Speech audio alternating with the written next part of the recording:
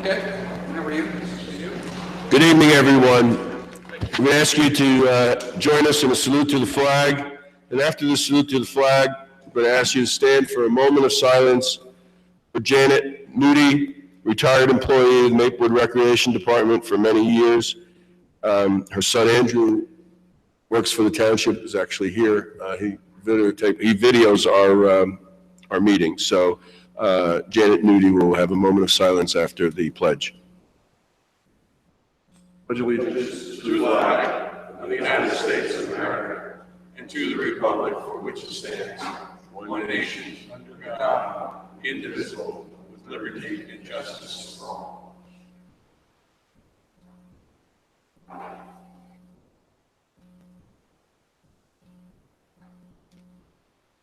Thank you very much.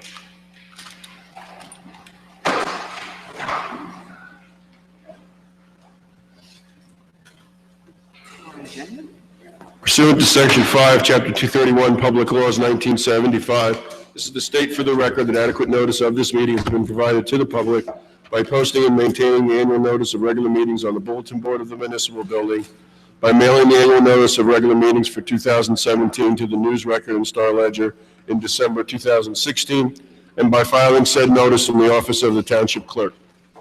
Ms. Adams? Mrs. Larrier? Here. Mr. Lembert? Here. Good night, CC. Mr. McGehee? Here. Mayor DeLuca? Here. Whereas Chapter 231, Public Laws of 1975, now commonly known as the Open Public Meetings Act, requires all meetings of public bodies be open to the public. And whereas Section 7 provides that the governing body has the discretion to permit, prohibit, or regulate the active participation in any meeting, whereas desire this governing body to comply with the provisions of this act, same time to conduct its business in an orderly and expeditious manner. Now therefore be resolved by the Township Committee, Township of Maplewood, does hereby prohibit, except as set forth in the formal agenda, active participation in the deliberations of the governing body by the public, and except as otherwise prescribed by law, does limit the public to the observations of the actions and discussions of the governing body at all its regular and special meetings. So moved. Second. Mrs. Larrier? Yes. Mr. Lembert? Yes. Mr. McGehee? Yes. Mayor DeLuca? Yes. Thank you. Good evening, everyone. Welcome to the May 2nd, 2017 meeting of the Maplewood Township Committee. For those of you who are listening to us at home, hopefully the sound is better. We had people in. People here for 3 days. Okay, we've had people here for the last 3 days, both Fios, the Verizon Fios, and Comcast.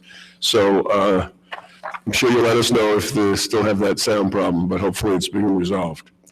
We're going to start off the meeting with a proclamation. Mrs. Lowry is going to do a proclamation on Older Americans Month for 2017. Then under boards and committees, we have the appointment of Historic Preservation Commissioner. We also have another appointment, or action rather, in line with our decision that you can only sit on one board. We have a person who's on 2 boards, and we're going to reappoint him to 1 board. We'll then have our public comment session. If anyone would like to address the Township Committee, we'll ask you to come up and share your comments with us.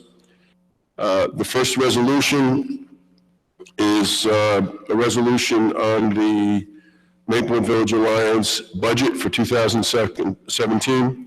Second resolution is the Springfield Avenue Partnership budget for 2017. In both of those instances, if you'd like to speak about that particular budget, we'll ask you to come up at that time. We'll have a presentation to the governing body by our tax assessor, Ed Galante. We'll have our monthly Board of Health meeting. We have an ordinance on final passage that establishes fees for the Woodland and the Bergdorf Center for the Performing Arts. We have 3 new ordinances. One is dealing with our volunteer committees and the appointment of chairs. Second is an ordinance on classification of employment positions. And third is an ordinance on no parking on Indiana and Springfield Avenue. We have one discussion item, the Open Space Trust Fund recommendations, $50,000 for tree planting. And Mr. McGehee, I think you want to add another one, discussion item? That's correct, Mr. Mayor. I'd like to add a discussion item regarding the positioning of porta potties on the front lawn of residential properties. And is everyone okay with adding that discussion item? Sure. Okay.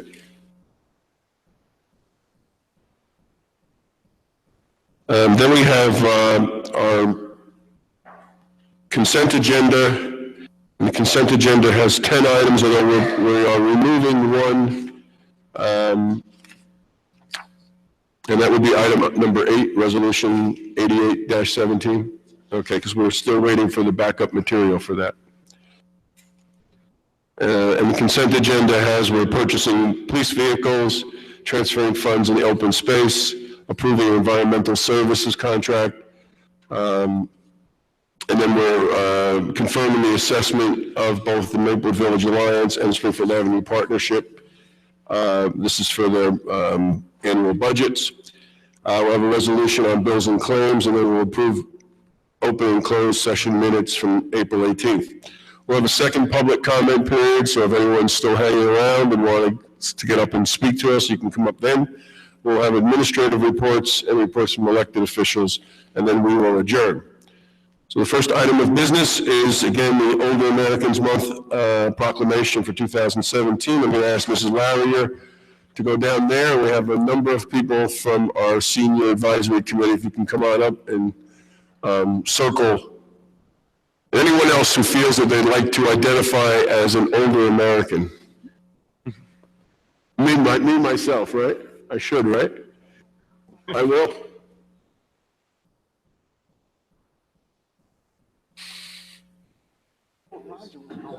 I thought Roger was going to.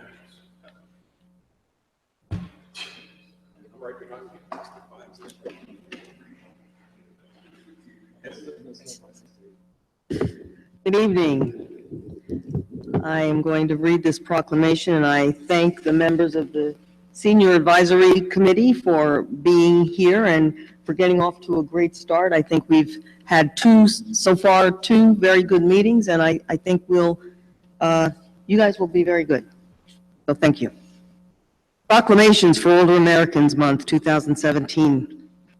Whereas the contributions and achievements of older Americans are traditionally recognized and honored in the month of May, and whereas older Americans have unselfishly worked and contributed their efforts throughout their lifetimes to achieve their goal and independence in their later years, and whereas they have pursued a healthy lifestyle, planned early for their retirement, have been involved in their communities, and most importantly, have maintained ties with their families, friends, and neighbors.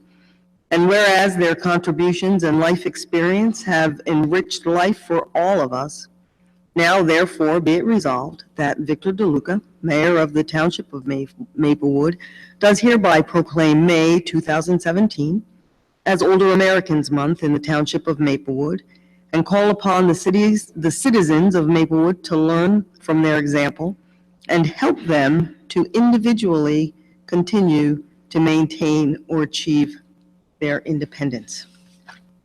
And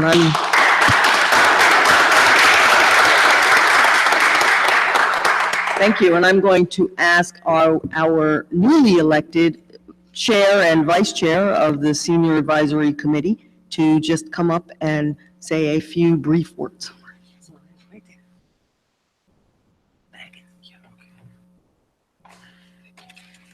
I've been involved with seniors actually when I was very young. The pastor of my church had me involved. He would take me to seniors to help them do odd jobs around the house, move things out of their attic and things like that.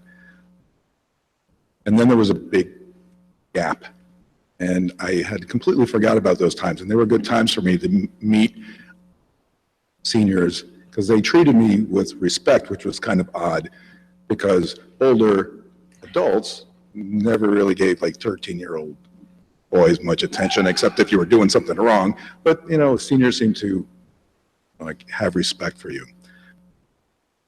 I got involved with seniors. I met Irene, and we started learning about what the needs of seniors were. Seniors are a vital piece of machinery that make Maplewood work and the great town that it is. they're involved and volunteer in forming parades, celebrations. They volunteer time on committees. And if they were to go on strike, I think our town would grind to a halt. So I'm very excited to be part of this committee, and I'm excited to work with all the great people that have volunteered to be on the Senior Advisory Committee, because I know we can do a lot of great things. Thank you.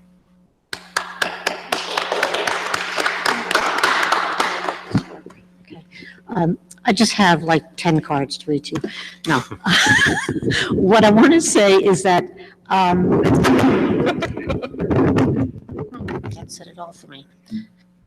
I just, when I was thinking about things that I wanted to say this afternoon, I kind of said that to myself, first of all, I wanted to thank all the seniors in town who I've met through the last 3 years that I've been involved in my senior quest. Because through them, I have met so many dedicated people who really have given, most of them, so many volunteer hours, so much dedication to not only themselves, to the whole town. And that kind of spurred me on. And that's when I kind of, I met Kurt, and we kind of had a lot of the same thinking about the services that we needed, what we wanted to see here in town. And then around the same time, I had a dear friend who had a heart attack and went into needing major heart surgery and then 6 months of recovery. And the lack of service has really propelled us even more into finding and seeing what other towns were doing. And what we needed in terms of a social worker to help people, what we needed in terms of transportation, and a whole list of things that were important. And then about a year after we began our search for services, along came the Grata Foundation grant. And it was, for us, a really good mesh, because we were able to do with them a lot of the things that we couldn't do by ourselves. And we have this committee, and I have been so lucky to have and see the people who are from the town who are working with us. And we have Kathy Rowe, who is coordinating and done so much in like a 2-month period. And so we're really looking for so many of the things that we've wanted to happen to come to fruition. Not this week, but very soon.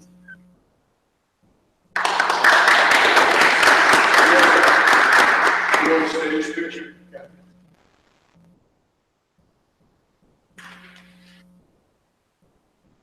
Get in front of this thing so you don't have this thing. Do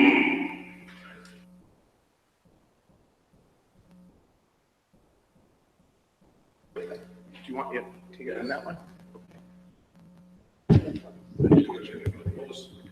All the taller people. Sure.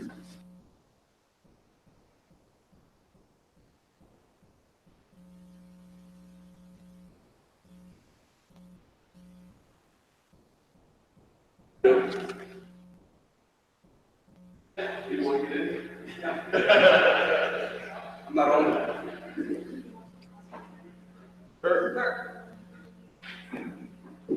Bring it to the next meeting, show them. Fantastic.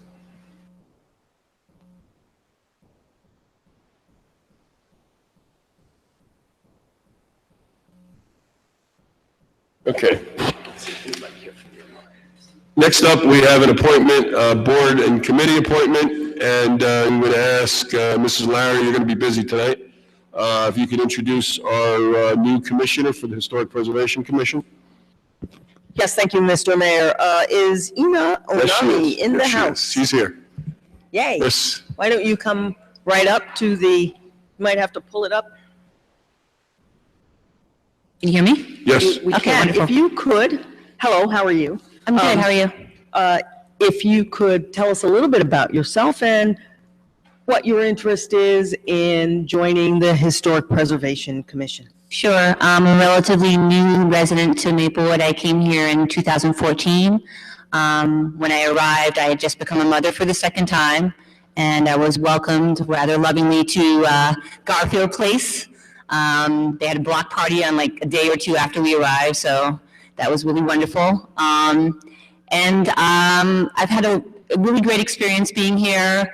I have a history of interest in old architecture. I studied architecture in high school. I took photographs of brownstones in Harlem, and so I have an interest in architecture that I'm kind of want to explore. Also in parks, I photographed Central Park for various years as well. So I really have a admiration and a love for the town and for the history. And I'm looking for a way to kind of get more involved and learn more about the history of Maplewood and get more experience in that area. Great, thank you. Ms. Onami will be joining the Historic Preservation Commission as an alternate, and I would make a motion that we appoint her to that commission. Second. Please call the roll. Mrs. Larrier.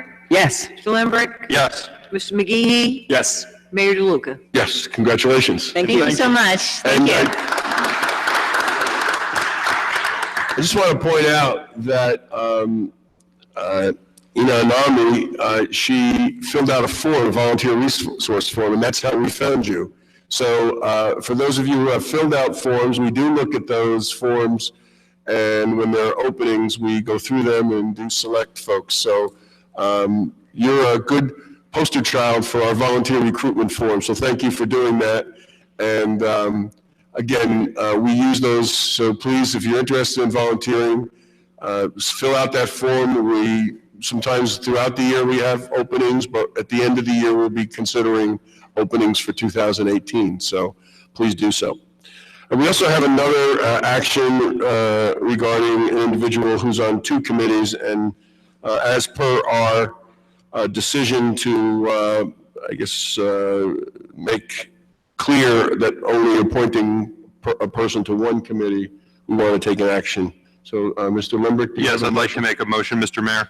I would like to move that Michael Summerskill, who's currently appointed to both the Community Swimming Pool Advisory Committee and the Senior Citizens Advisory Committee, be removed from membership in the Community Swimming Pool Advisory Committee and remain a member of the Senior Citizen Advisory Committee. Is there a second? I would second that. Please call the roll. Mrs. Larrier. Yes. Mr. Lambrecht. Yes. Mr. McGee. Yes. Mayor DeLuca. I'm going to abstain. Okay. Next up, we have public comment. Is there anyone who wants to address the Township Committee?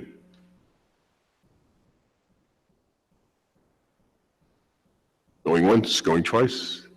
Seeing no one, we'll move now to Resolution 8317. Mr. Mayor, Resolution 8317 is a resolution to read the Maplewood Village Alliance SID Year 2017 budget by title. Mr. Mayor, I move the adoption of this resolution. Is there please call the roll. Mrs. Larrier. Yes. Mr. Lambrecht. Yes. Mr. McGee. Yes. Mayor DeLuca. Yes. Okay, the proposed budget for the Maplewood Village Alliance Special Improvement District was published according to law, and there was notification sent to property owners as required by law. This is the annual budget for the Alliance. There is a special assessment that gets made on property owners that gets allocated to the Alliance. This year, that allocation will be $54,943. So, and then the budget, the total budget for the Alliance for 2017 is $106,865.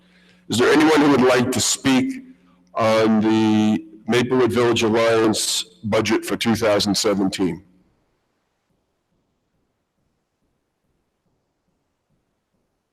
Okay, seeing no one, can we get a motion to approve the budget? Mr. Chairman, I move the approval of this budget resolution.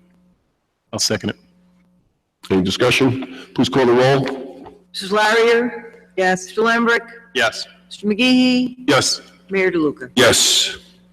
Okay, next up is Resolution 8417. Mayor, read by title, a resolution to read the Springfield Avenue Partnership SID Year 2017 budget by title. Mr. Mayor, I move the adoption of this resolution. Second. Please call the roll. Mrs. Louder? Yes. Mr. Lambrecht? Yes. Mr. McGee? Yes. Mayor DeLuca? Yes. Just so you know why we have to read it by title. If we don't pass a resolution to read it by title, then we have to go down the list and read every item in the budget. So that's not what, it would just take all night to do that. So we read it by title, but we do publish it. It's published in the News Record, it's published, and it's sent to all the property owners. So again, this is the budget for this Springfield Avenue Partnership. It was published according to law, and the notification was made to property owners as required by law. The 2017 budget for the Springfield Avenue Partnership is $214,662.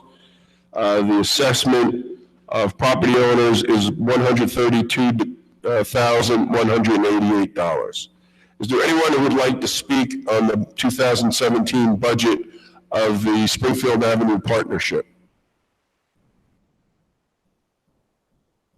I see no one will close the public hearing. Can we get a motion to approve the budget for the partnership? Mr. Mayor, I move to approve the budget for the partnership. Second. Any discussion? Please call the roll. Mrs. Louder? Yes. Mr. Lambrecht? Yes. Mr. McGee? Yes. Mayor DeLuca? Yes, thank you very much. Next up, we have a presentation to the governing body by Ed Galante, who's our tax assessor, and he's going to talk about the 2016 reassessment. And we have received maps, and we'll be referring to maps and various neighborhoods and values, and we'll try to keep it brisk and informative. Thank you for that introduction, Mayor. Ed Galante, tax assessor for the Township of Maplewood. Thanks for the opportunity to speak tonight, and for the Township Committee members that don't know me that well, this will be a good opportunity to change that and talk a little bit about the revaluation and how it turned out, and what we're doing in the assessor's office and why we do it. So in front of you, you have a tax impact report, 3 pages, and a multicolored neighborhood map. And if we look all the way to the left-hand column, you'll see number 1 represents neighborhood number 1. And on the map that is located on the upper left corner, shaded in gray, is all the properties above Wyoming, in between the South Orange border and the Milburn border. And moving from left to right, on line 1, you'll see that neighborhood 1 has 251 properties. The total assessment in 2016 was $160,615,400. And after the revaluation this year, the total assessment changed to $201,519,500. That's an increase of about 25%. Moving across, we have the average assessment for 2016 of $639,900, and the average assessment after the reval of $802,900. Big difference. The next 2 columns show the average tax that was paid based on the average assessment in 16 versus the average assessment in 17. And of course, the last 2 columns show the change in dollars and percent, red being negative. Mr. Galante, is this information that we're getting tonight available, or will it be available on a website somewhere where the public can access it? We can put it on the website if that's what you'd like. There's no problem. I actually had the revaluation company do this for me. We have a different program this year, so I can't access last year's information versus this year's information. Well, I mean, and they certainly have an excellent website, asinj.com, that It's We been can very put it on informative. their website, and we can also put it on the town website. That's no problem. Yeah, that would be great. I just think that there's, there's a lot of data here, and I do think this would be really useful for residents when they want to look at their impact and how it relates to their neighbors and the town overall. This gives a good view, both from the 30,000-foot view and also if people want to drill down a little bit. Okay. Thank you. I'm not going to review every neighborhood, of course, but at your leisure, as you look at these different neighborhoods, you'll see which ones have gone up, down, stayed the same, and the tax impact relating to each neighborhood. On the third and last page of this report, the top portion shows the breakdown of the town in 2016, and the very bottom number there, the grand total valuation of the entire town in 16 was $3,054,703,900. And in 17, you can see that our rateable base is now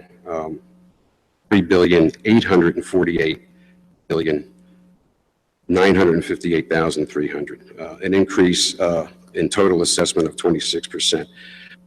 The next line down shows the current tax rate, and the next line after that shows how we calculated the what the tax rate would be had the reval been in place last year. And on the bottom of this page, we show the average assessment in 16 versus 17, the tax rate for 16, and the rate we came up with based on last year's budget and this year's new rateable base, and of course the average taxes paid based on those average assessments in both years. I think as you review this and you look at all the different areas from neighborhood to neighborhood, the changes that were made, you'll get an idea of how the values in town have changed in the last year, in the last few years actually, and where you sit with those values as far as your own personal properties. I would like to talk a little bit about my office and what we do. Before we get into that, can we just, people have questions about this, and then we can conclude that and get into. I was going to Mr. take Mayor, questions later. Hey, I have two questions, Mr. Galante. The first is the number that we heard, I think while the process was still not complete, in terms of sort of the average increase was 27%. And I don't know whether that number held in the end in terms of the average residential increase. But do you know what the average residential increase townwide was?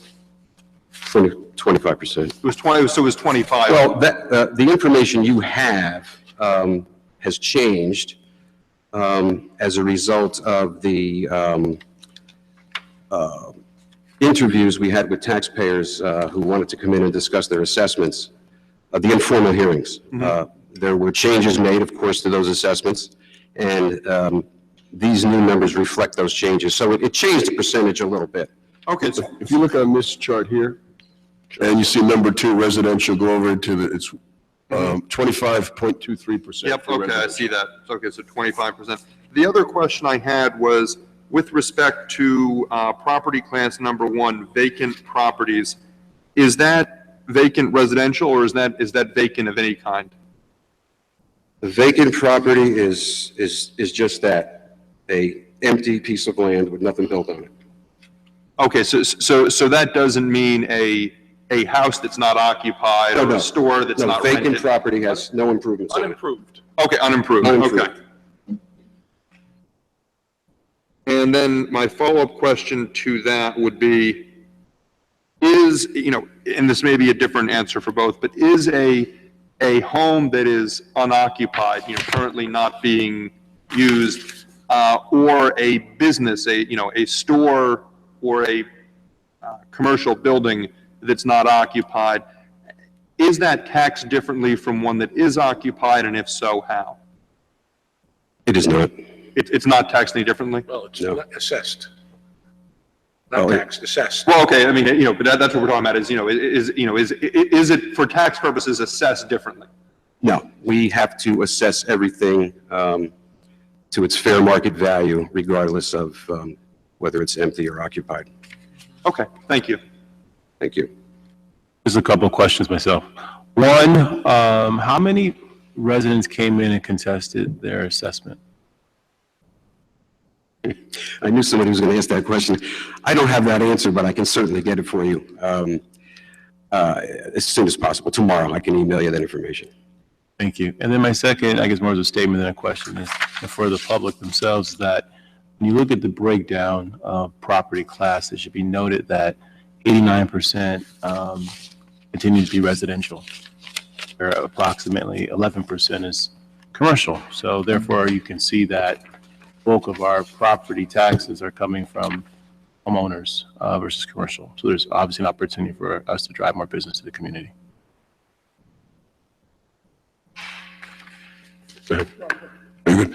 So there's about 60 neighborhoods that I see here that you've provided, 60 residential neighborhoods, and 20 of them had an increase and 40 of them are in red, had a decrease, which is quite different than in the past, I think.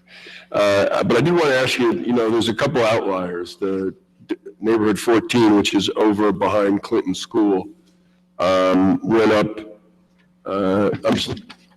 went up almost over 18%.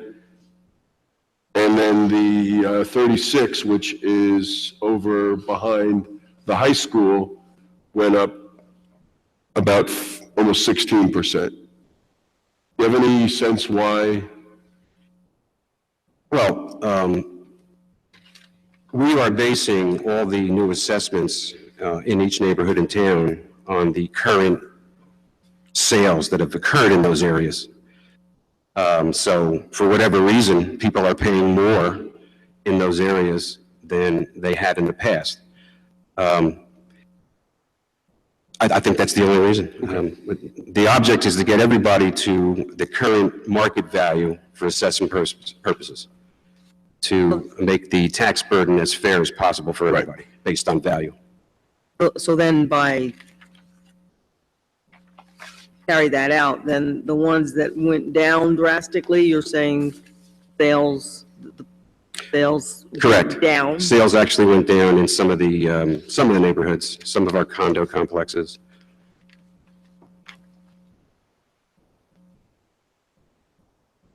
The other thing, going back to the different classes, this is one of the few reassessments, revaluations, and I've been involved in every one of them since 2000, that we actually saw a shift from residential to the commercial side. In the past, we've seen it the other way, from the commercial side to the residential side. And it's a small one, but I think that's the direction we're trying to go with some of the development. And this doesn't include, so some of the new apartments going up, like the new apartment on Burnett in front of Maplewood Crossing, how is that, and then the one on Boyden and Tuscan, how is that considered? Avalon Bay, how are those considered in this? Well, those values are not in this report. It's only residential in this report. Okay. The commercial base, and you're right, has gone up for the time being. And it is going to be taking on a little bit more of the tax burden in town.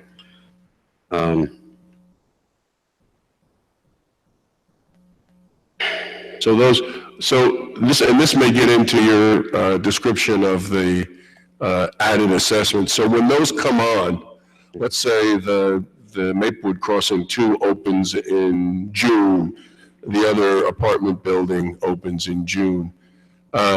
What's the process do you use in your office to do that? Also, when someone's rehabbing their house and finishes putting in a new kitchen or some extension somewhere, how does your office go out and do an added assessment? How does that get counted? Well, this is part of my presentation, but I can get to it a little sooner. When the crossings opens up, of course, we will ask them for a Chapter 91, which will tell us their income, their expenses, and based on that, we can value that property and assess it and put it on the tax rolls, either in the form of an added assessment, which is due in November, or a change for the following year. It depends on the timing when they finish.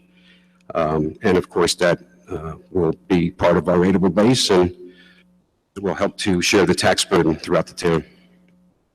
As far as residential properties, normally we find out that someone is improving their property through the building department. There's a permit issued. We go out to the property, measure, inspect whatever was done. We come back to the office, and with our knowledge of sales, we price those improvements. And again, it could be an added assessment or a change for the following year, depending on the timing. And it becomes part of our rateable base. Do you have anything more you wanted to say about your office? I was going to say a few things about the office. If you have the time, I'd be happy to do so. Yeah, if you can condense it. I can do that. Yeah. I guess many people don't realize what goes on in the tax assessor's office, perhaps most people. We are in charge of many things. We process applications for senior citizen discounts, veteran discounts.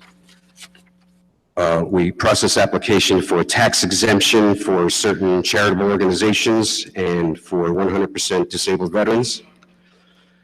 We calculate and collect COA fees, and we defend tax appeals both at the County Tax Board and the Tax Court in New Jersey, both in Trenton and in Newark.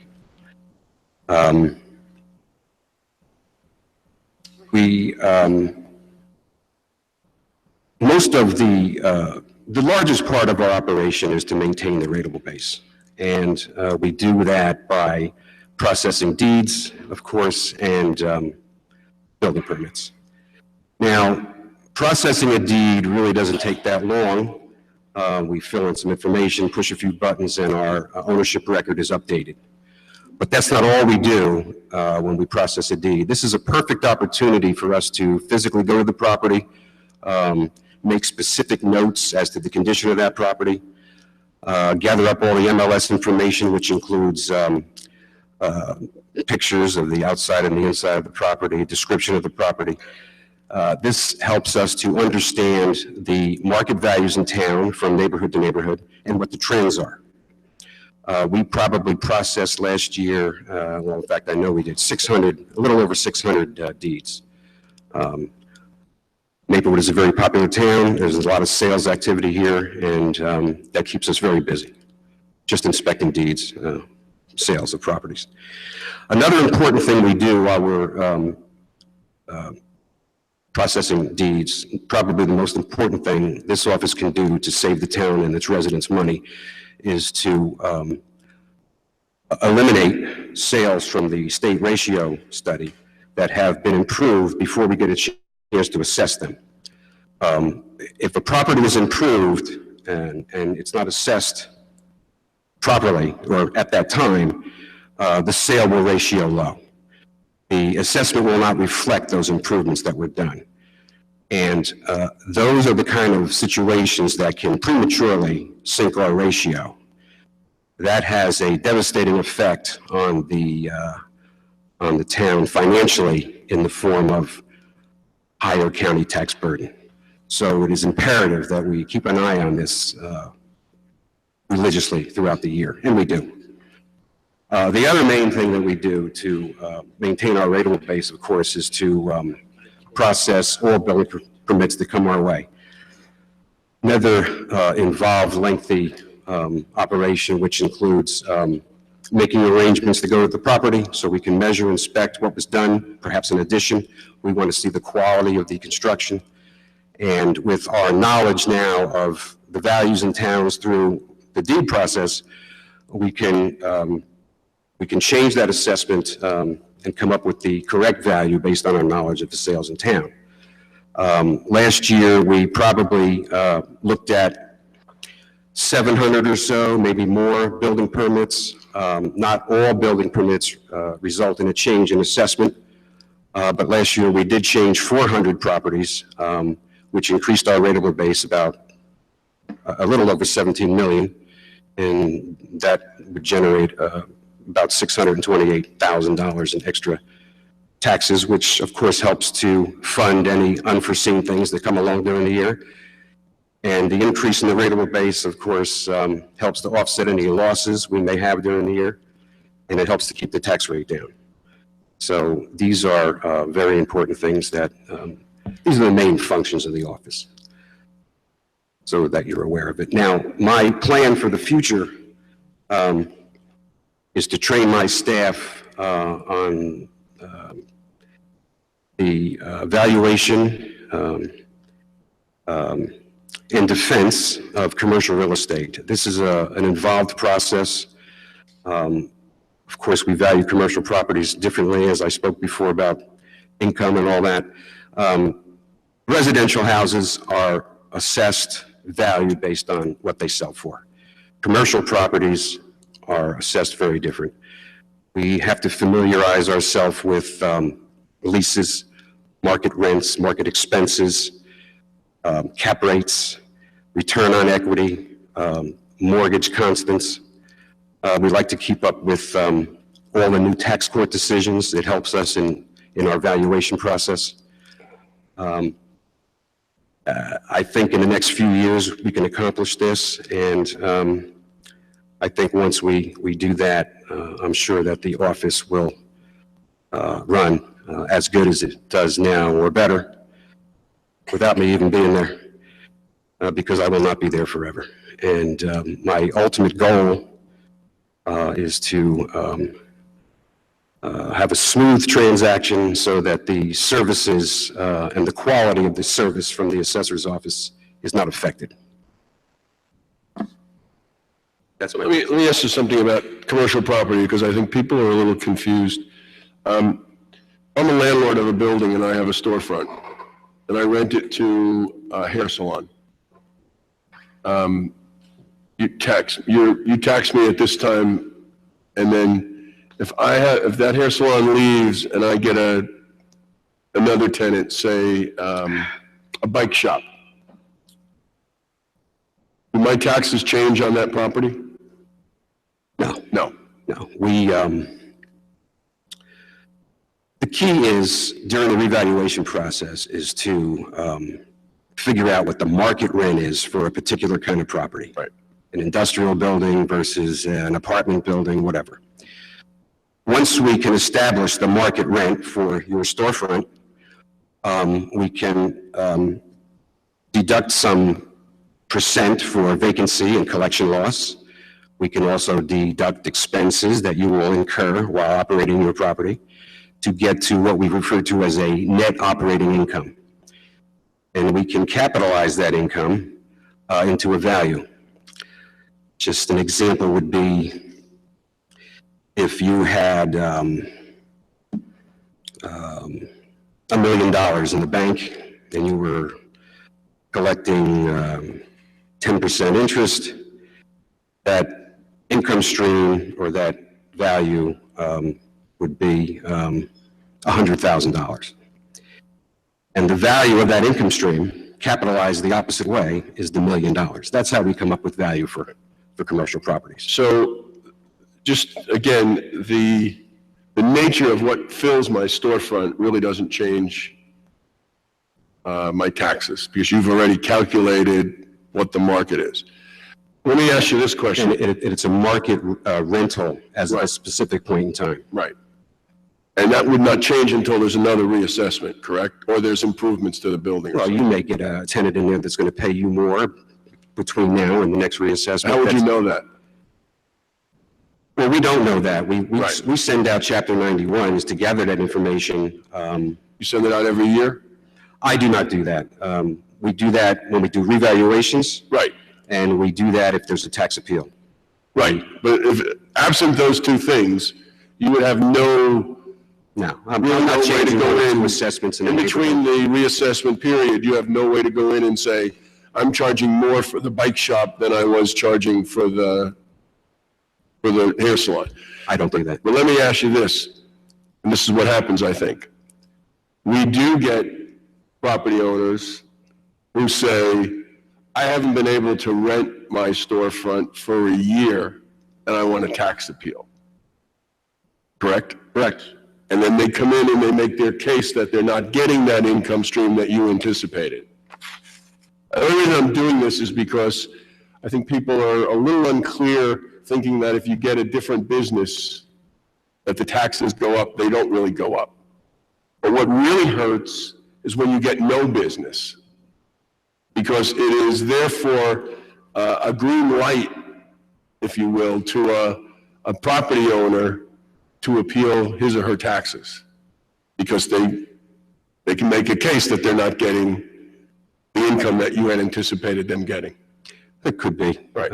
They might not. So it happens a lot, no? Yeah, except for the fact that it's not quite that easy for them, because we want to know why. Right. Okay, if we think the average rent should be $12 a square foot, and they've got it listed for $30 a square foot. Right. Okay, that's going to be something that we're going to bring to their attention. Right. If the condition is such that it's not rentable, we're going to bring that. So these are all defensible, but yes, I mean, one can say that could be an argument that they would make. So that is true, that the vacant properties potentially could hurt us in the valuation. Not really. The tax courts have determined for certain types of properties that the stabilized vacancy of a property is maybe 5% for a certain kind of property, 10% for another kind. If your property is vacant for a long period of time and then suddenly you rent it, well, it's not vacant anymore, and it may not be vacant for a long time. So the stabilized vacancy is a lot less than the actual vacancy. All right. Well, just to let you know, we're trying to fill those vacancies, because when they fill the vacancies, they have no excuse to go for a tax. What vacancies are that, Vic? Any vacancies I we see. have right now. Okay. Some more prominent than others. Yes. Anything else for Mr. Galante? I do have one more question for Mr. Galante, and that's, I recognize that you have your role in Maplewood and not in South Orange, but I know that, given that we had the reassessment going on simultaneously with the same company, I wanted to get your view of how that worked from your office's perspective, to sort of have that going on at the same time with the same company.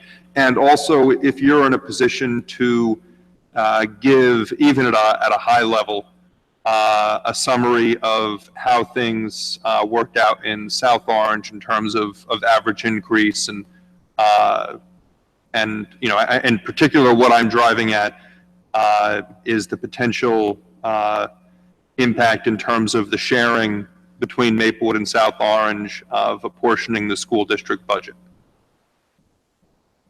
I do not have specific data on what happened after the revaluation in South Orange. Of course, we can get that information from the assessor. But I am positive that doing the revaluation together was a good thing, because we do share the school system, and to have both towns at its current market value ensures that each town is going to pay its fair share of the cost of that also. Mr. Lembrick, I was curious about that myself, and I did, and it was a while ago and I don't remember, but I checked the rateable basis for the two towns, both before and after, and the difference was negligible.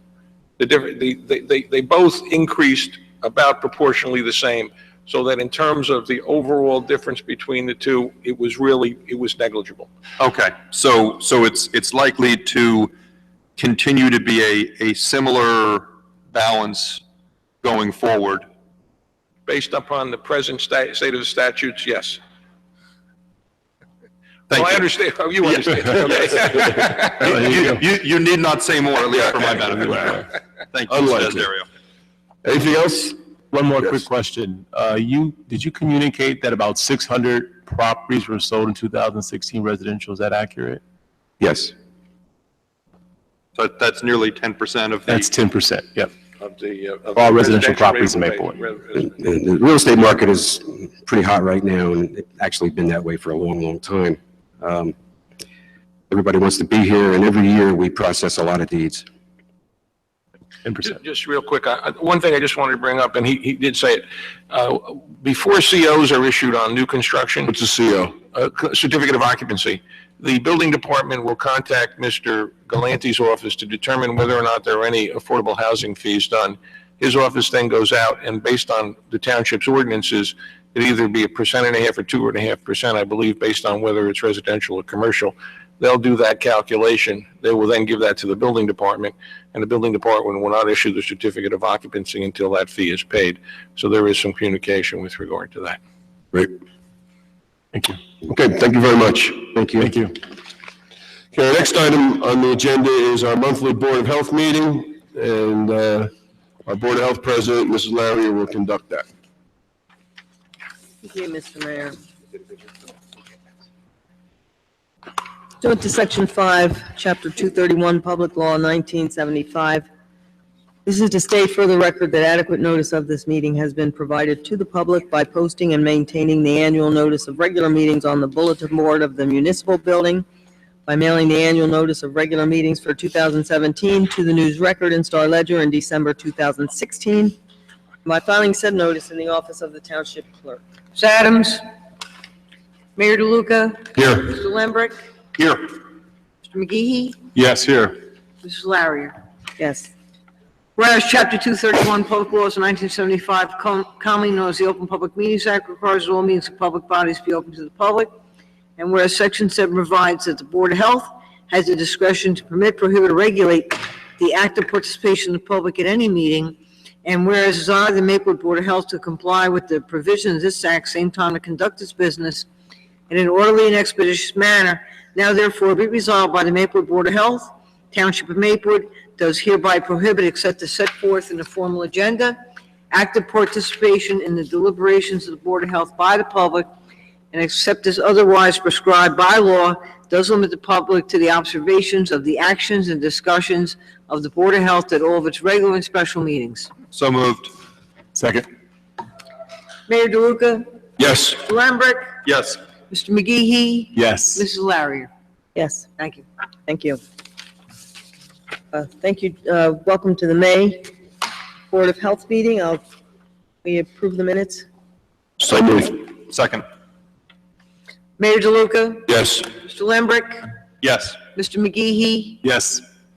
Mrs. Larrier? Yes, thank you. Mr. Rowe?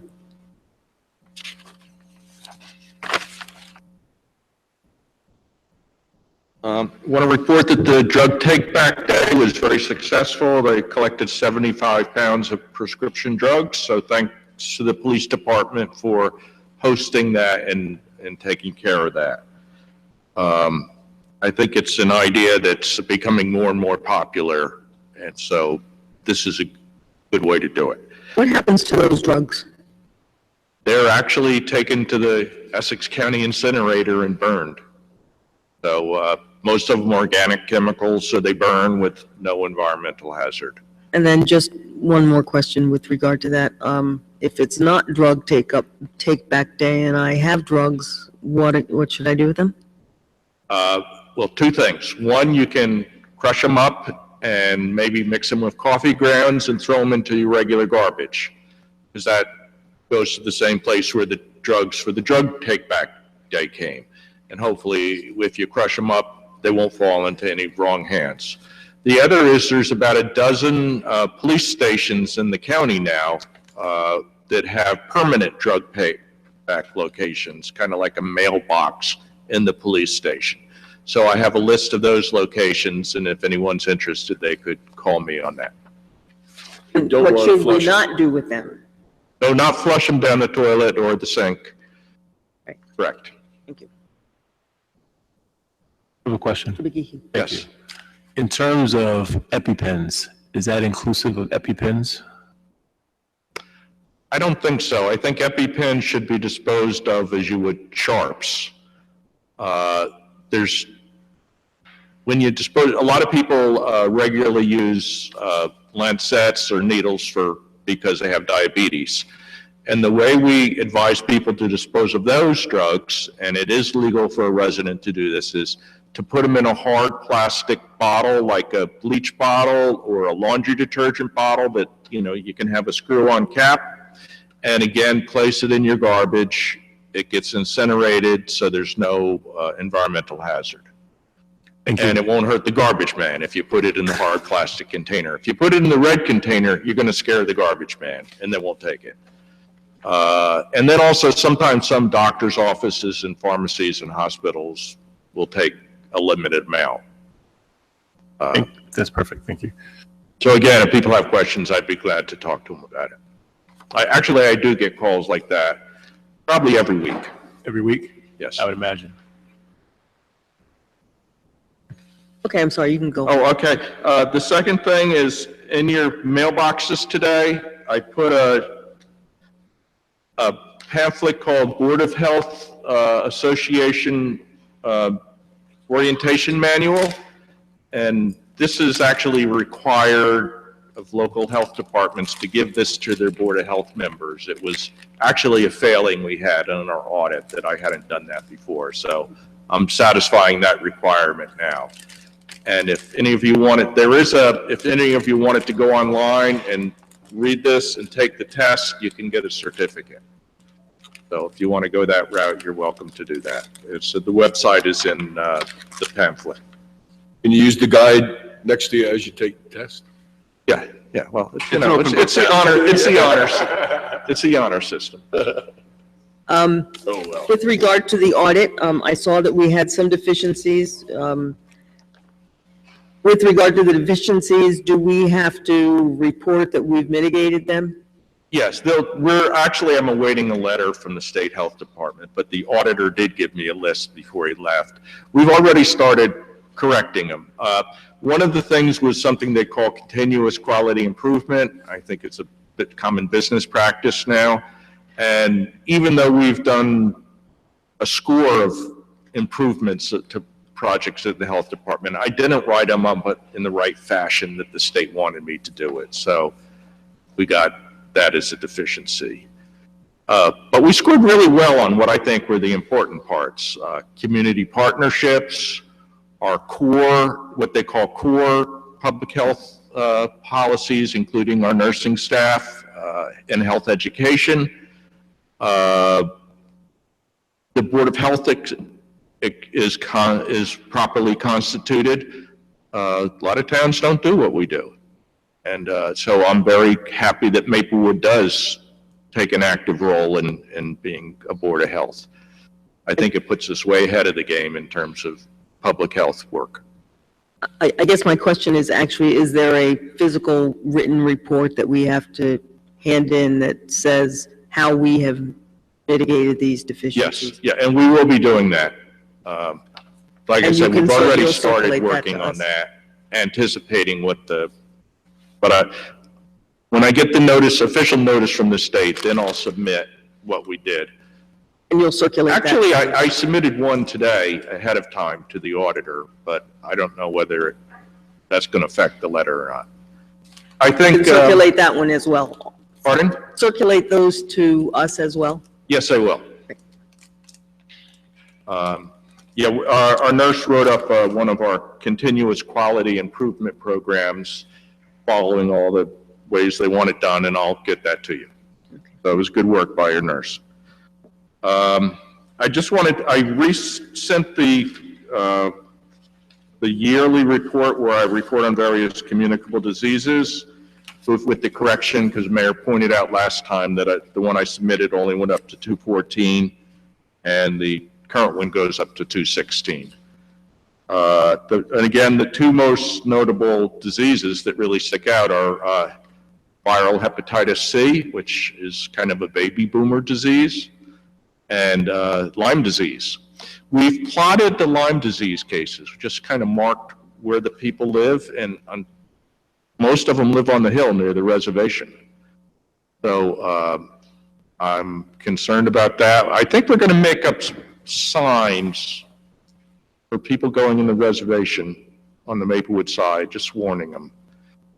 I've gotten many people bring me ticks from the reservation, and whenever we interview people with Lyme disease, they often say, yes, I've been walking in the reservation. So anybody up there needs to take precautions. You said they walk in the reservation but don't live by the reservation, correct? They live by the reservation and they walk in the reservation. So both, okay. Yeah.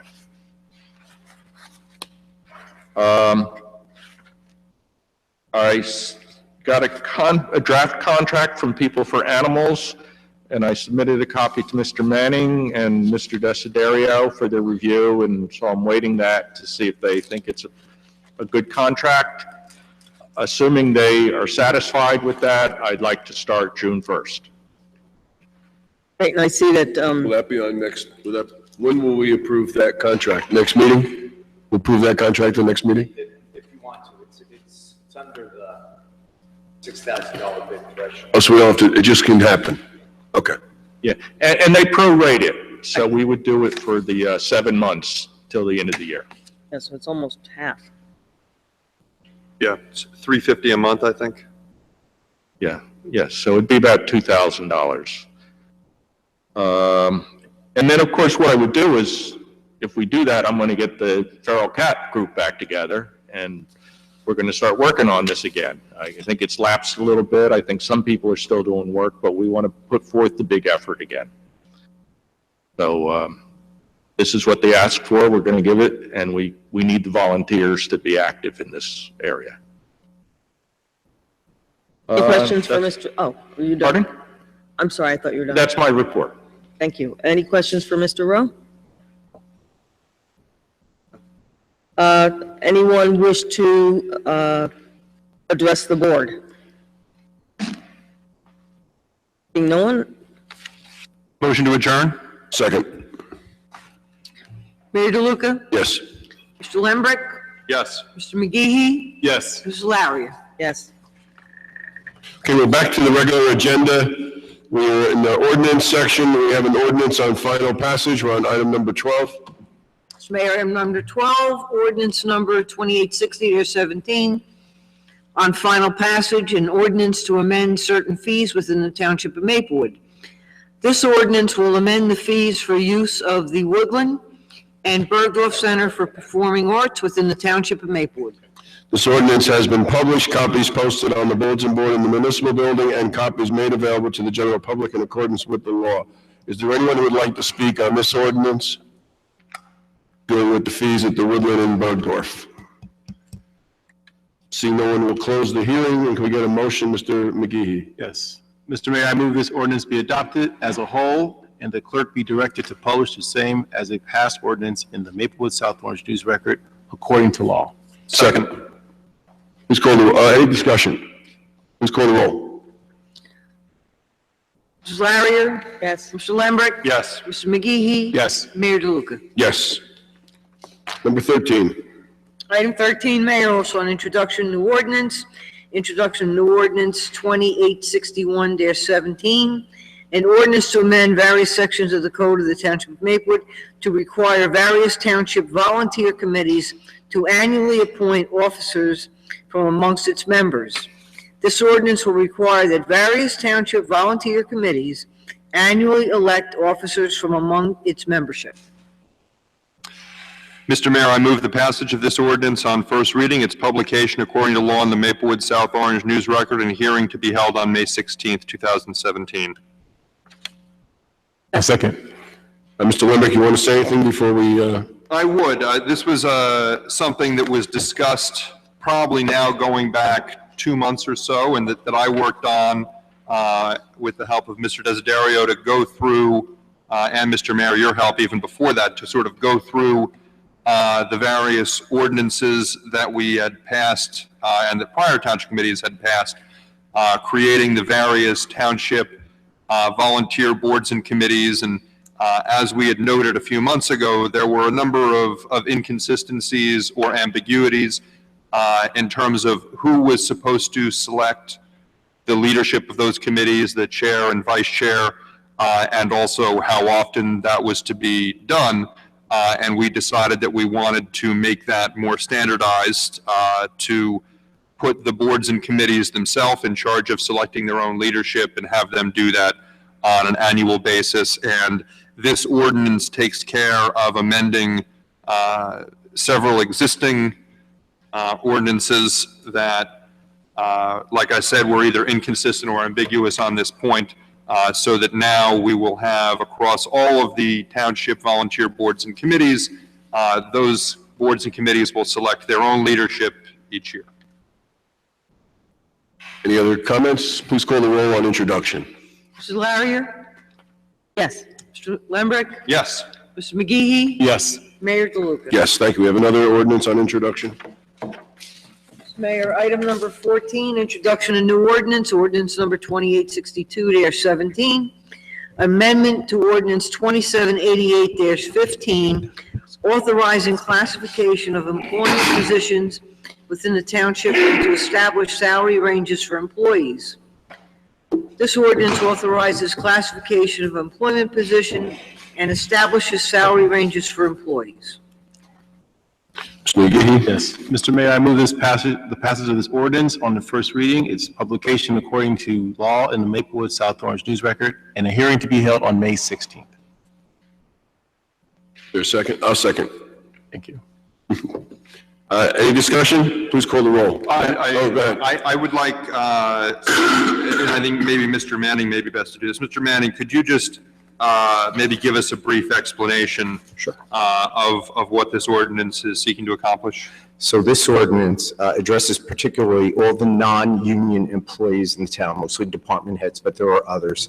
And it puts them into a salary grade. The salary grade has a low end of it and then a higher to a certain point. Over the years, we've tried to get the salary grades not to overlap so that they're, one begins, it ends, and then the next one begins where the other one ended, so that we have some uniformity in things. And this one, we finally got, they're all figured out. What happens is that the next time we'll have a resolution once you decide if we're going to go forward with the raises for the department heads. We'll have a resolution which will give people their salaries within those ranges. Thank you very much. Please call the roll. Mrs. Larrier? Yes. Mr. Lembrick? Yes. Mr. McGee? Yes. Mayor DeLuca? Yes. Another introduction. Mr. Mayor, item 15, introduction of new ordinance, ordinance number 2863-17, an ordinance to amend Chapter 257 of the Code of the Township of Maplewood entitled Vehicles and Traffic. This ordinance will direct a no parking hereto corner zone on Indiana Street at its intersection with Springfield Avenue. And I'll move the passage of this ordinance on first reading, its publication according to law in the Maplewood South Orange News Record, and a hearing to be held on May 16th, 2017. Second. Any discussion? Please call the roll. Mrs. Larrier? Yes. Mr. Lembrick? Yes. Mr. McGee? Yes. Mayor DeLuca? Yes. Okay. Thank you. Okay, we have two discussion items. Mr. Manning, the Open Space Trust Fund recommendation. Yes, there's a resolution on which apparently the Department of Public Works asked for $50,000 from the Open Space Trust Fund to do planting of trees in parks, et cetera, and particularly in Memorial Park where historic trees have to be planted or replaced. And this basically would, the ordinance, if you approve it, would take that money from the unexpended funds in the Open Space Trust Fund and make it available to do this project. And has the Open Space Trust Fund Advisory Committee recommended this? Yes, they have. Any comments? So this will be this is a resolution that will be on the consent agenda. Yes, it is. So if everybody's okay with that, we'll just move along. Okay. And we'll be able to deal with it on, Do we do it on this consent agenda or? it's on resolution 80-17. So that would. Oh, there it is, yep. Okay, and then we added, Mr. McGee, positioning porta potties on residential properties. Yes, maybe not the most pleasant topic that we've ever covered, but it's come to my attention, I've also seen it myself, that we have several construction sites where the contractors have stationed their porta potties on the front lawn in front of residential homes. And as we just recently passed ordinance 2850-17 about pods, I thought this may be a continuum of that, because in one way it's very aesthetically unpleasing when you're walking through our towns to see porta potties on the front lawns. And two, also, there could be some health violations as well from a sanitary perspective. So I just wanted to bring that up as a discussion item to discuss maybe solutions where we can have those particular apparatus stationed maybe on the side of the home or somewhere not in our walkways and our front lawns. So can I recommend that we kick this over to our code committee and get some input from Mr. Mendola, who's our building official? I mean, I understand what you're saying. I don't know if we have a rule, so I think we have to check with him, and I think we have to find out what is the standard practice, and if he sees any difficulty in moving it to another location. I mean, it has to be emptied, so there has to be accessibility. And I just don't know how far you can have them. So we might get from him some input, and we're meeting Monday morning, so we would have some input for our next meeting. I'm fine with that. We should probably just add as a discussion item for the next meeting. Yeah. Could we also maybe just ask Mr. Rowe to, I realize he's not here now, but maybe just ask him to weigh in as well? It's a good idea. Good idea. The other thing is we can check with some contractors too. You're absolutely right. They're all over the place. I think we have to find out exactly why. Some of it might just be practice that people, that's where they do it. So maybe there's a way, maybe he knows of other towns that have addressed this. And we can then take a look at how they've addressed it through their ordinances or their codes. Sounds good. Okay. So we can get that on the code agenda for Monday morning. Thank you, Mr. Mayor. Okay. Nice. And then we'll put this on for the next meeting As a discussion item. as a discussion item. Okay, we have our consent agenda. We are removing item number 8817. That's number 8 item. The resolution is 8817, which is the car, computer, and camera system. We have not received the backup information yet. Correct. Okay, so can we get a motion on the consent agenda? Mr. Mayor, I'd like to move adoption of the consent agenda. For a second? Please call the roll. Mr. Barrier? Yes? Mr. Lembrick? Yes. Mr. McGee? Yes. Mayor DeLuca? Yes. Okay, our second public comment. Is there anyone who would like to address the Township Committee?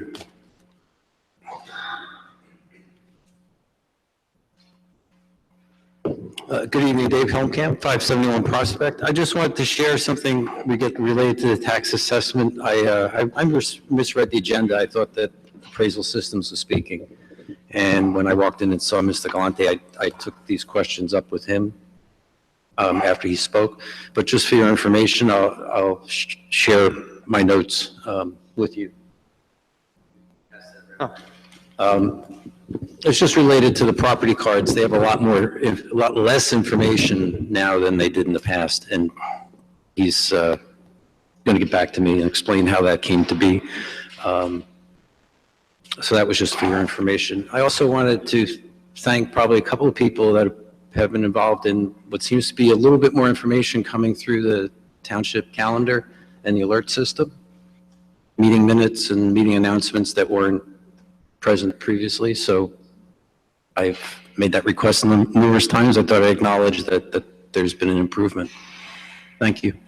Thank you. Is there anyone else who would like to address the Township Committee? Okay.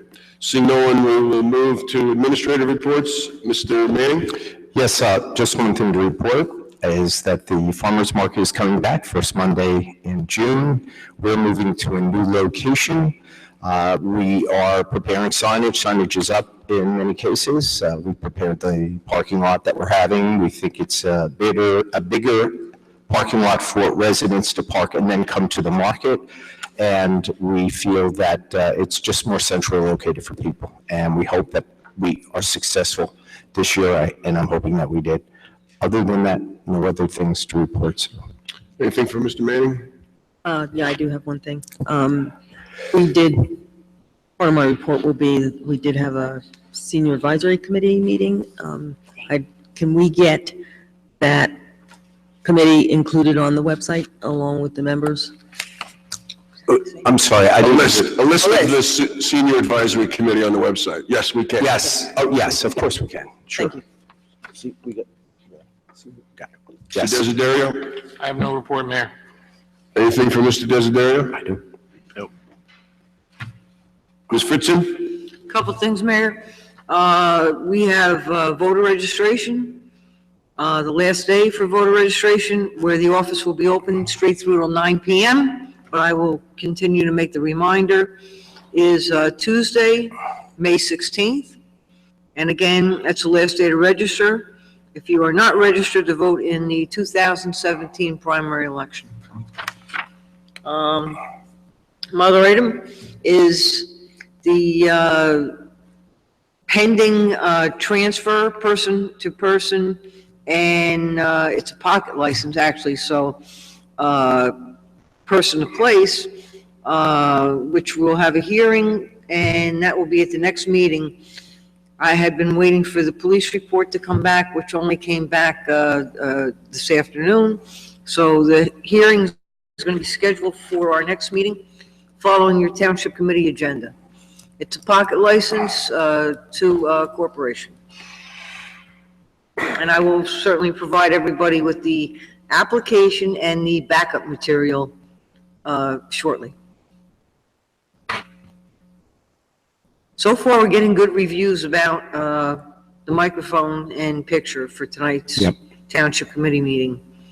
Yeah, I haven't gotten any complaints, and usually by this point, people have texted and emailed me. So I'll take their silence as appreciation. I can tell you that Verizon is crystal clear, both in sound and in picture. We're working directly with Comcast because there's a little bit of a scratchiness on their end. And we've had them monitoring our station for at least last night and today. So we're making progress. But it is not anything that is affecting the audio for anybody at home watching. Thank you very much. Thank you. Any questions for Ms. Fritzen? No. Okay. Move on to reports from elected officials. Mrs. Larrier? Yes, as I mentioned before, we did have our latest senior advisory committee meeting. A few things came out of that.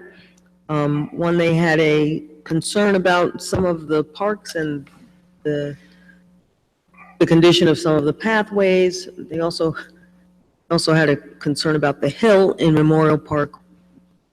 I think they understand we can't do anything about the hill.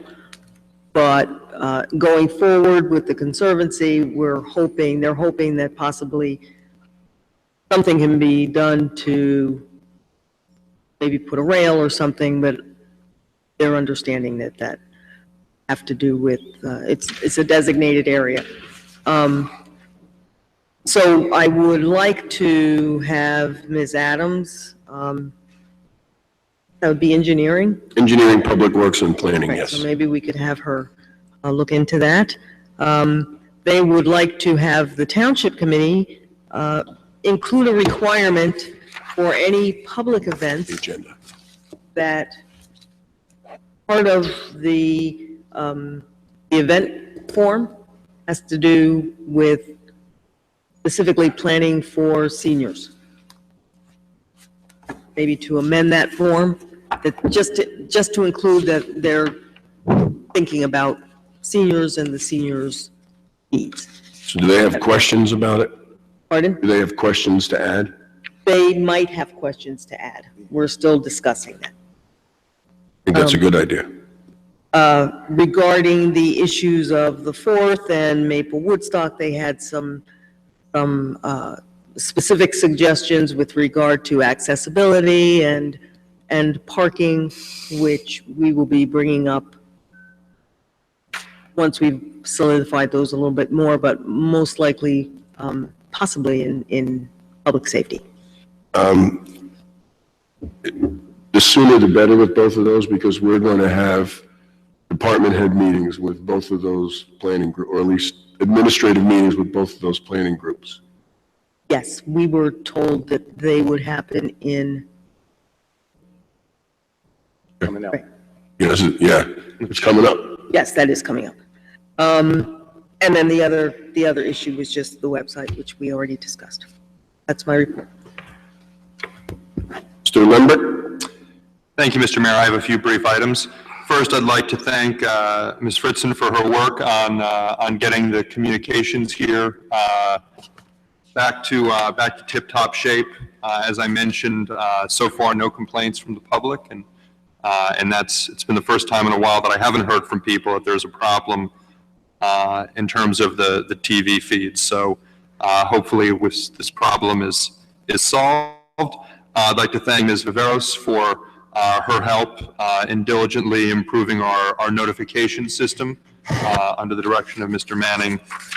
And, you know, Mr. Homkamp's comments tonight actually echo what I've been hearing from a number of people, that they feel like the township has been doing better at getting the word out, and people who've signed up for notifications are actually getting the notifications that they signed up for and are feeling better informed. So that is good. With respect to our community swimming pool, registration is open. The early bird pricing just expired yesterday, but registration is still open, and the pool season opens Memorial Day weekend. So go ahead, get signed up for the pool, and we hope to see you out there this summer.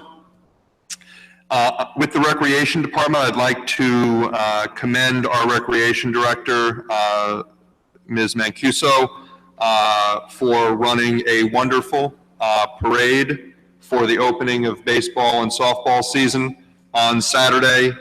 We had hundreds and hundreds of young people out in their uniforms marching. We had a great opening ceremony. Yet again, I believe it's undisputed that our mayor outdueled the South Orange Village president from the mound on the ceremonial first pitches. But it was a great day, from the weather to the turnout to the execution. So a big thank you to Ms. Mancuso and also her staff who were out in force on Saturday, making sure that ran smoothly.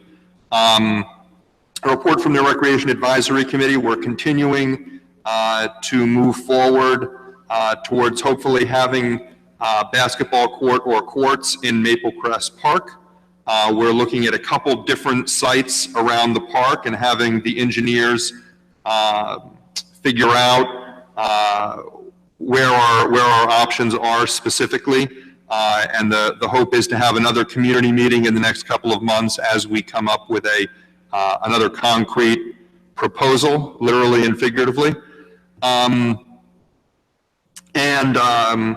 Lastly, this is not Maplewood specific, but is more broad. It's just, I'd like to say a name tonight, and it's a name that I think, I hope more people in power and more public officials will be saying in the days to come, and that name is Jordan Edwards.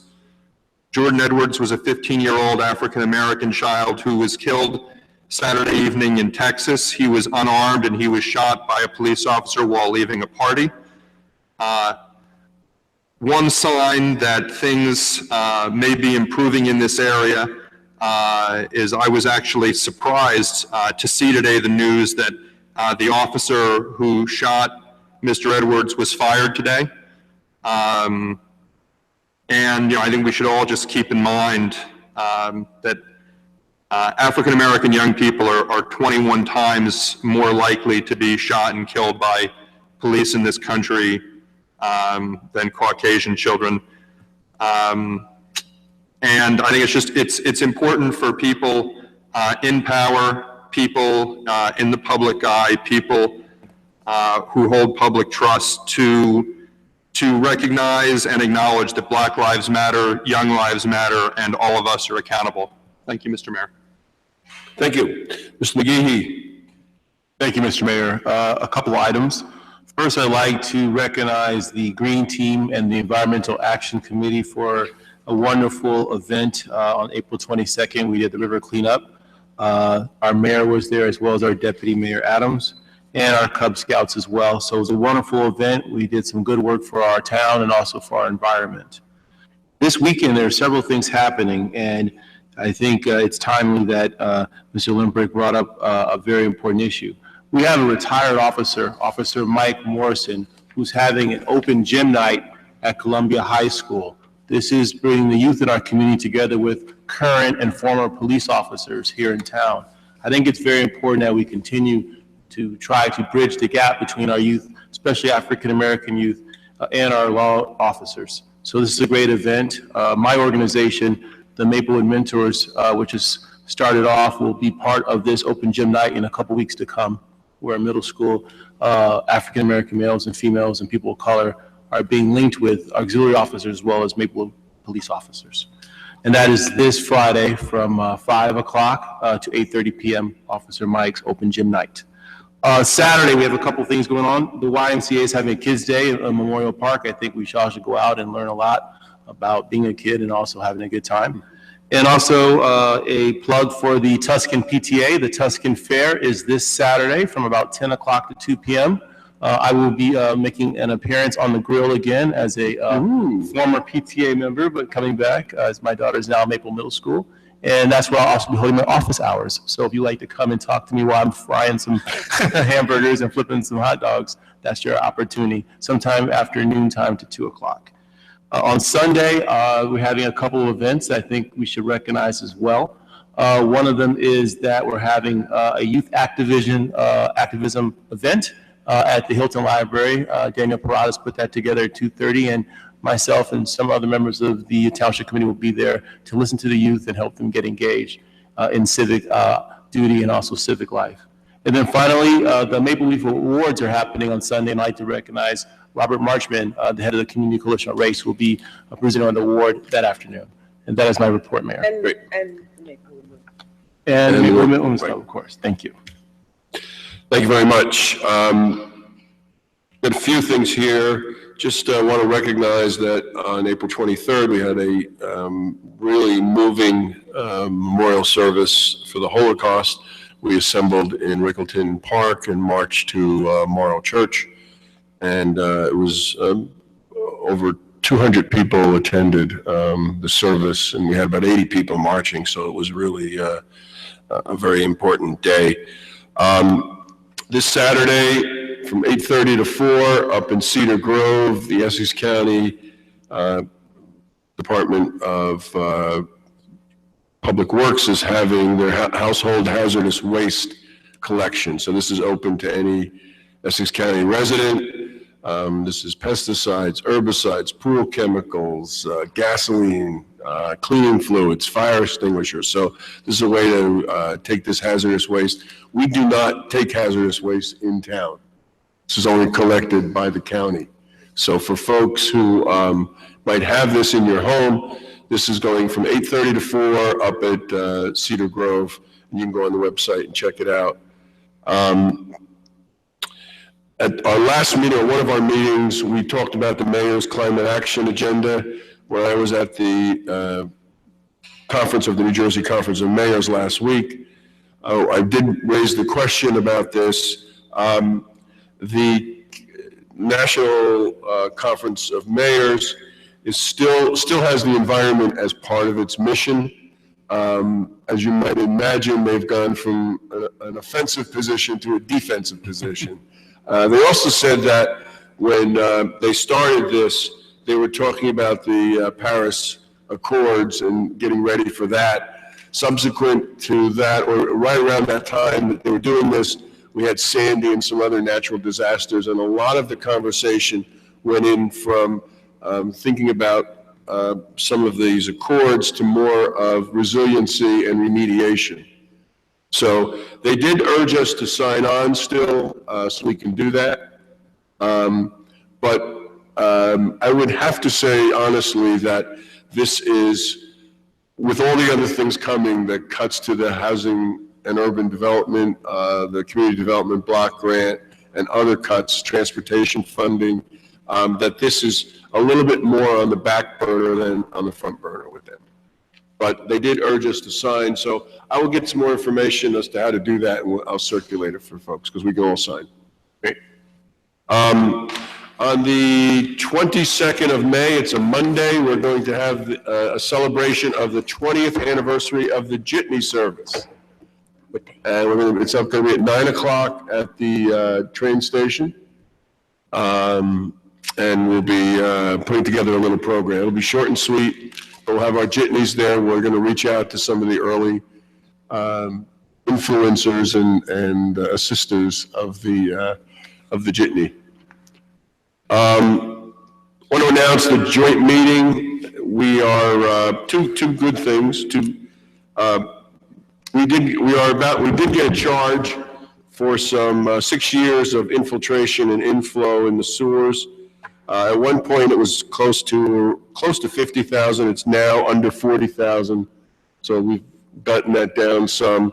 So that's what we'll be paying them. And then we're going to be making some improvements to the sewers going forward so that we don't have these as a recurring cost.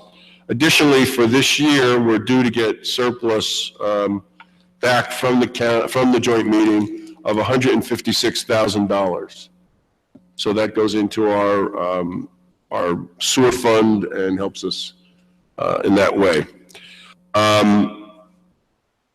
Tomorrow night, May 3rd, from 7 to 9, there's going to be a town hall, school community town hall on equity and inclusion. This is going to be in the auditorium, not in the cafeteria. So it'll be in the auditorium from 7 to 9 tomorrow night, May 3rd at Columbia High School. And then I have office hours Tuesday night from 7 to 8 p.m. And the last thing I want to say is also at the Conference of Mayors, they have a session where you can speak to department commissioners. So Sheena Collum and I spoke with the Commissioner of the Department of Community Affairs, and in particular about the shared service of the fire department. So he's invited us down to a meeting. Ms. Collum and I will go down there and have some more conversation with them. They don't have any funding for it, but they said that when we're ready to move, they will work with us in whatever in any technical way that they can. So, great. And that is it for now. Mr. Mayor, one more item? Sure. I just, I'd be remiss if I did not congratulate Soma Action, who on Saturday organized on pretty short notice a great and very well-attended march in support of climate justice down Springfield Avenue, ending at the gazebo. Many of us were fortunate enough to attend, and it was truly a great and engaging and very informational, educational event for people of all ages. I know I had a great time. My 6-year-old daughter had a great time. And I also would like to thank and congratulate all of the members of our community who marched elsewhere, including in Washington, D.C. this weekend, standing up against climate change and for the federal government to actually recognize that science is a real thing, and the United States needs to take a leading role in addressing climate change to preserve our Earth for the future. You know, on the local climate march, I got a call on Tuesday saying that they were thinking about doing it and could we help and all that, and we put it together in just a few days, and we probably had at least 150, maybe 200 people. Yeah, it was great. It was great. So, okay, can we get a motion to adjourn? Make a motion, we adjourn, Mayor. Second. All in favor? Aye. We'll see you on the 16th.